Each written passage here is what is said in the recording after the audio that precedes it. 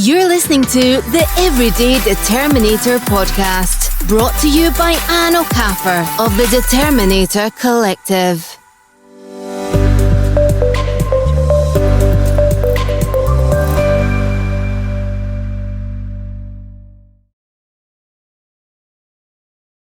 Hello Determinators, and welcome to the Everyday Determinator podcast. In this episode we're talking to Helen Argyrou. Helen's a clinical psychologist and founder of Helen AHA, which is an innovative leadership program for tomorrow's leaders who wish to understand body-mind integration for wellness and achieving harmony with their work-life balance. And she is based in Cyprus. Hi Helen, it's wonderful to have you with us today. Hi Anne, hi everyone watching. It's really great to be here. Thanks for having me. Thank you. So Helen, as a future leader myself, looking to understand how I can trailblaze in the industry and while maintaining my wellness, I'm eager to learn more about what you do. You offer a number of different services such as leadership and wellness programs. Would you like to give us an overview of your offering? Yeah, sure. Well, it's great that you decide to focus on this topic because everybody looks into the future hoping to live a really valuable life. And some of us even look beyond that. We look how to be of service or how to help humanity or how to change the world in some way. And for those of you that are feeling like that, you could be a future leader. And it's such an important distinction to make early on in life that's not something we necessarily have to head for, but if we want to become something close to that, we need to become the best version of ourselves. And that means developing various things in our personality that are going to help us take the long road to success, whatever that could be. It could be that you become really wise, or that you become very experienced in your profession, or that you become someone that people want to listen to. Each example is a leader in their own right. And even without looking at career, many of us become leaders of our families as mothers, fathers, and even family members in extended families. You know, we can have a leadership role in our community without even intending it so. So leadership is a really interesting aspect of human development and human behavior, and it requires a balance between our ability to work on our personality, as I said, to learn how to negotiate, to learn how to communicate, and then to also learn how to lead. These are skills that we actually develop. And there's an interesting piece of research by the Carnegie Institute that says that these skills are way more important for your financial stability than your technical skills. So if you're an accountant and you know how to work the books, or you know how to balance the books, then you have that as your 15% of the skills. But learning how to communicate well, learning how to negotiate well, learning how to lead, and working on your personality, interestingly enough, are responsible for 75% of the future financial stability. So when we look at how well are we as leaders, how balanced are our minds, how much self-care do we give ourselves, how do we know to balance our temperament in times where people will bring something that we don't agree with, or that they are in conflict amongst them and you have to do something about it. Many different situations will call for us to have those 4 skills. There's many different ways to talk about it. There's lots of research nowadays on the fact that leadership is changing. So for me, I've become very fascinated by what I call the role of us as evolutionaries, ancestors of the future. Everybody really, whether they're a leader or not, is an ancestor for a future generation. So when we take that role quite seriously and we decide to do the best with it, to learn the most that we can, to make the best contribution, to make the biggest difference, we can become true evolutionaries, meaning we are shaping the future of tomorrow. So my program, Leadership Chamber, which I run with Dr. Sinead Hewson, is a deep dive, new style think tank, you could say, or a hub where we bring leaders of high caliber into the same space, and we begin to talk about what it's like to become this agile, situational leader for the current times. Things are changing so much, so we need to be able to see what is in us that can already do the job, and it's more a matter of peeling away all the layers of doubt and frustration and stress to get to this core essence of who we are, and to know that in there potentially often is a very powerful voice, a very powerful leader that can really support the community, especially if these are established leaders already.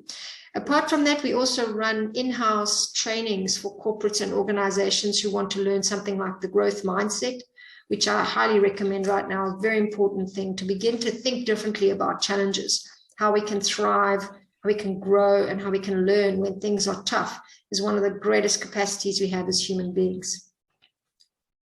Excellent. So you mentioned that certain qualities are important for this growth mindset. What are those, and why would they be important in becoming evolutionary for the future? Yeah, I love that question, Anna, because I cannot stop talking enough about the growth mindset. You know, I was very skeptical when I first heard it, because I was in a phase of feeling frustrated with all the coaching lingo that you see on LinkedIn. You see all this positive psychology everywhere. It's even now being called positive toxicity. Everyone telling you you can do better and you are the best. And at the end you think, you know, what is this growth mindset? So I thought, let me go and see if there's any science behind this. And actually I was amazed, because it's totally based on a scientific experiment, psychological one at that, by a lady called Carol Dweck. And she found 4 things increase your ability to do better in life. And that means when you're faced with a challenge, she studied students at exam time, you are really compromised in your ability to perform because of anxiety, all the unknown factors, and 4 things push you through. One is believing in yourself. The second one is being able to set realistic goals and matching those goals up with daily action. The third one is being able to build a social connection around you that's positive. So you've got to have not just family and friends, but what I call power partners. And I borrow that from Claire Zammit, Dr. Claire Zammit, who does a lot of research on women and how we need to raise each other up. So people that really are going to be in your corner. And then the 4th thing, the most important one, and as a clinical psychologist, I laugh when I say it because it takes a lifetime to do it. It's emotional regulation. How do you get your anger in check? How do you not let your disappointment pull you down and sink you to the bottom of the ocean? How do you let sadness happen, but not let it sway you into the bitterness and resentment that can come when you've been hurt a lot in life? Because any traumatic experience you have when you set up a business or when you start a new life cycle of whatever kind is going to get re-triggered when you have a disappointment. And we all know that life is not easy, and it's getting thicker by the minute, let's say, more complex. I wouldn't say worse, but we have evidence that life is getting way more amazing. There is amazing momentum on the planet of conscious, incredible people that are humanitarians, that think in ways that we didn't have before, that are conscious. And we're also getting an exponential growth of things getting worse. So things are getting better and worse. So you can't say anymore or fall into the cynicism. We need to be able to regulate the emotions that come with that, though, because there's a lot more challenging stuff happening. There's a lot of sad news. You know, people are starving on the planet, and yet still we owe it to ourselves to be the best version of who we can be. So to regulate all that comes along with life, and then all that comes along with building whatever challenge or business or whatever else you're up to, is really important. So those 4 things help us to learn and grow in times of great challenge. Yeah, I mean, that's something that I've really been working at as well, to be fair. And one thing that works for me, and I don't know whether it works for everyone else, but it's sometimes just to observe those feelings, you know, and allow them to happen, but to not allow them to take over. You know, it's observe why you've been made angry, or observe why you've made emotional, and then try and address what the trigger was. You know, it's sort of like taking that little step back and looking at it objectively, I guess, rather than just letting it carry you away into all sorts of different, you know, things that we do. Absolutely. So important, that observation and being the witness to what you feel, that you don't get swept up in it, that you feel that you are the feeling. I've had to work my whole life in that because I'm a deeply feeling person. So I think it's a very powerful thing. I wish they taught us in school. Maybe they will. If some of you out there listening become leaders of schools, maybe you can start teaching how to regulate emotion. No, I think it's so important, and as well the social aspect of that. You know, having people around you that you know, that's incredibly important as well, especially for young or new leaders starting in new industries. Finding go-to people, and to have that sort of structure around you it really helps with things like resilience and things. So when you do have disappointments, you've got other people as well to help you bounce back and sort of keep you in check a little bit. I think that probably helps with the emotional regulation as well, because you've got that sort of check point of someone else to say, it's okay, it's not the end of the world, it's fine, we'll try something else tomorrow. So can you maybe tell me a little bit about a time when maybe a client has really excelled from some of these teachings that you've had, maybe an example of some good success? Sure. I've also started a inner circle for women, so I'll share one of the examples from that, which was someone who came to me wanting to be a speaker. And what was touching and distinctive about it was that she had had a sexual abuse history, and she really wanted to talk out against the secrecy of the trauma that comes after sexual abuse. Often, specifically, the women that I've worked with, I haven't worked with many men that have been sexually abused, but from the women I know that they carry their abuser's name and identity for years, and they never reveal it, and they sometimes don't tell anybody about the incident. And supporting this woman through the inner circle to learn how to build her business, because she's a natural healer, and to be able to tell her story without over dramatizing or shrinking back from telling details was very, very profound experience for both me and her. And it, I think, showed me that leadership is such an expansive word for many things, because in a way I see her as someone leading as a leading voice on what it means to heal from sexual abuse and to be able to forgive a perpetrator is a story we all have on some level in us. So she's speaking to everybody when she says, things about how secrecy has a price, and it can create a lot of damage to our self-esteem. So that was a very profound shift. And of course, also recently, we've had some amazing challenges as leaders, organizations that have been downsizing. I remember also working with someone in India who was heading up an office for a really progressive company in Switzerland, and they had to downsize that office, and just doing some coaching with him and some training on the growth mindset also really helped him to recontextualize his gift as a leader, was that he was incredibly empathic, and he never knew that before. So being able to have that reflected from our training was very helpful, because it got him to a place where he could see that even without a team, he had that as a gift that he could use in the world, but that he was also now being given an opportunity, because it was very hard for him to let go of his leadership role, to actually do a deep dive into the analytics of the company, and even got inspired to now set up the Indian branch from scratch on another level. Quick third example is a recent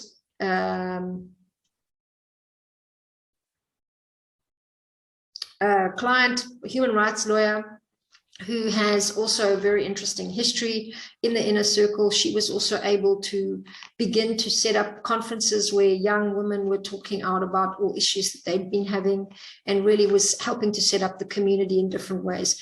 These are just three, but there are many of entrepreneurs and entrepreneurship circles where I've been mentoring over the years, where I test out content to see how can we use psychology to understand the psychological stamina.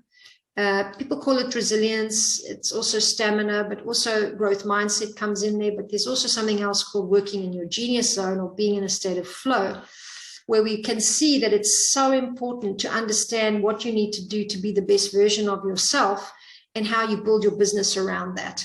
So many different ways that we can collaborate to explore.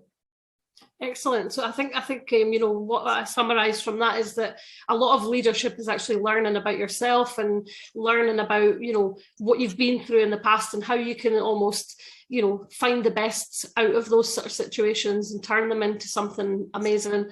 And we all have that within us, I believe. I really do believe that we all have the capabilities to do these things, if we're so willing to look inside a little bit and learn a little bit about ourselves, and take a chance on trying something new. And I think, you know, you referred to learning how to sort of just compete only with yourself. You know, being better than you were yesterday is what you need to really be achieving and looking towards for the future. So I know you do a peak performance, and you have sort of 5 points for sort of getting to that sort of stage for maybe someone looking to start on that journey. Would you maybe outline what those 5 points are? Yeah, sure. Well, we have different ways of working depending on what the end goal is. So as a peak performance strategist, I consider that to be a role that I take up to support people to understand a little bit more about the deeper aspect of your personality and how it can sabotage you and how it can make you suffer, and that it's not really who you truly are. Underneath your personality is your essence. And when you understand what your true purpose and mission is in life, you can see that it helps you to connect with that essence. And so we still, though, have to work with this neurotic character, and we call that an ego. I think many of us have accepted that we have one. And there's 27 different types. So when I do a peak performance strategy training, I actually take people into a testing phase where we do an Enneagram test. If you've heard of the Enneagram, it's a really powerful tool. And it helps us figure out what kind of ego do we have, and how am I going to go to work with it when I hit the trouble spots, when I don't get the results I need, when I'm challenged by other people, when I'm sitting with one of those emotions we talked about earlier and I'm struggling to regulate it. What do I do? The Enneatype testing really helps us to figure that out. So we do a whole process based on these 5 steps, which first of all have to do with capacity building. And that's the personality piece, is how can I build a kind of reserve energy, but also how can I learn to work in my greatest strengths? Those are very big questions that can help us for our entire lives. The second one is publicity and visibility. Very important nowadays is to cut through the noise, be seen, be heard for who you truly are. No more faking it. It's all about truth marketing, and it's very important that you learn to create the opportunities and take the opportunities, not just wait for the ones that are going to come along and knock on your door, whack you over the head. You have to sometimes go after them, and you have to sometimes meet that person and suggest that you could do something for them, or that you could send something to them so that you get an opportunity. The third thing is credibility and integrity. And I would add to that integrity to credibility, because they work together. And credibility is all about being able to be who you say you're going to be, and that actually has some standard of delivery. So you see how integrity comes into that. And so being able to be authentic and genuine, what everybody's talking about, is so important. But then also that means you're honest about what you've studied, how much you know, what you can deliver. Very important. People need that. And then, of course, we get to